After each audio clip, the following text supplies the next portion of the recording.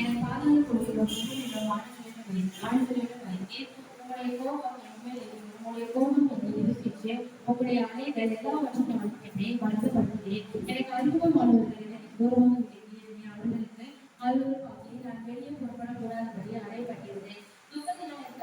துக்கத்தினால் என் கண் தோன்றி போயிட்டு கர்த்தாவே அனுதினமும் நான் உங்கள் நோக்கி கூப்பிட்டு உனக்கு நேராக என் கைகளை விரித்தேன். பிரேத குழியில்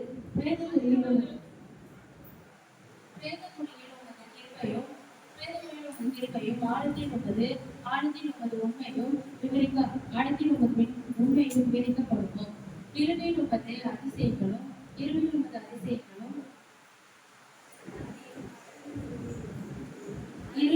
அதிசயங்களும் மனதின் பூமியில் உமது உண்மையும் அறிவிக்கப்படுவோம். நானும் கர்த்தாவே உங்கள் நோக்கி கூப்பிடுகிறேன். காலையில் என் விண்ணப்பம் முன்பாக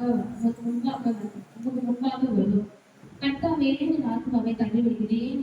ஏன் உங்கள் முகத்தை எனக்கு மறைக்கிறேன்? சிறுவயது முதல் நான் சிறுமைப்பட்டவரும் அனுபவமாக இருக்கேன்.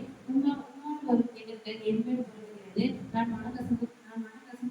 மனம் கலங்குகிறேன். அவைகளை உங்களுடைய எரிச்சல்கள் என் மேல் சுமருகிறது. உங்களுடைய பயங்கரங்கள் என்னை அகப்படுகிறது.